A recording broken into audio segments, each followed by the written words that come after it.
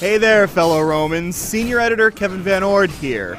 After finishing Ryse, Son of Rome on hard difficulty, I decided to charge my way through Legendary. As I swung and slashed and dismembered, I discovered that I had to pull a few new tricks out of my pauldrons. And so I give you my 5 tips for shedding blood on Ryse's most challenging difficulty level, Legendary. One of the first things you discover on Legendary difficulty is that the big roaring brutes aren't your biggest problem. Instead, the trickiest standard enemies you face are the same regular axe-wielding barbarians.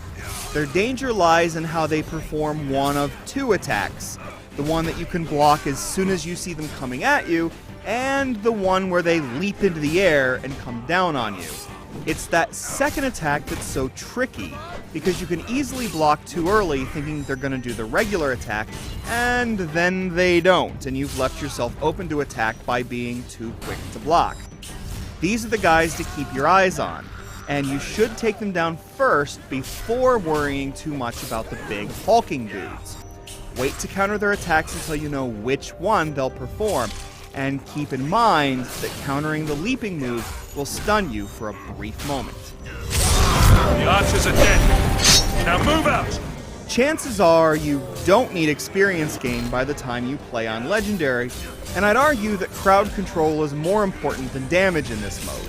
So when your health bar is full, set your gain indicator to earn you focus. Being able to enter focus mode is incredibly handy when you're in a tight spot, so you be thankful for every drop you can muster. When your health bar starts dropping, however, switch to health gain. This way, you won't be gaining health when you don't need it, and you'll have focus when the crowd becomes too hot to handle.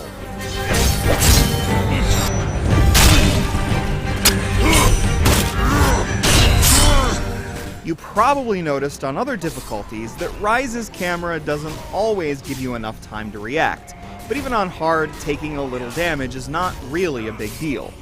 On Legendary, however, you need to avoid as much damage as you can, so it's really important to give yourself space so that the camera can frame the action properly.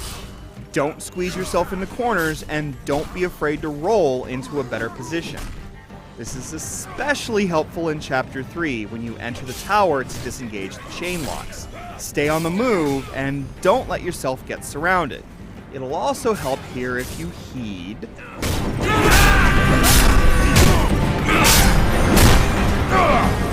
The controls for quickly throwing Pila can get a bit finicky, but quick throws can help thin the herd.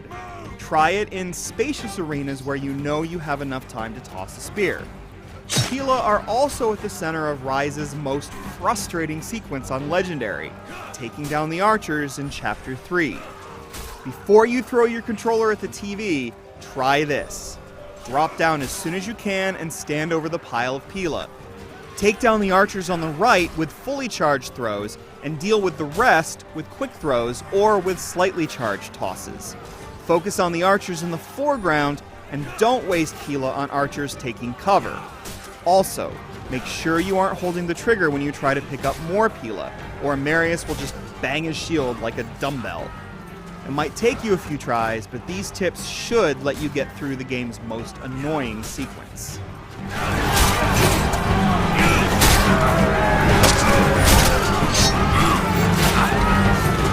The last thing you need to deal with in the middle of a chaotic battle is to hold down a bumper, especially those stiff Xbox One bumpers.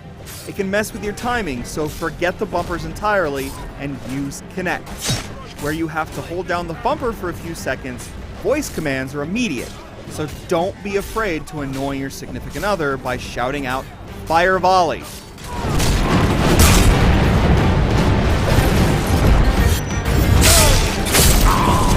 Do you have any other tips to share for Ryse Son of Rome's Legendary playthrough? Let us know in the comments below. Until then, I'll be seeing you in multiplayer, and we can find out just who has the guts and the glory to be called a true Roman legend.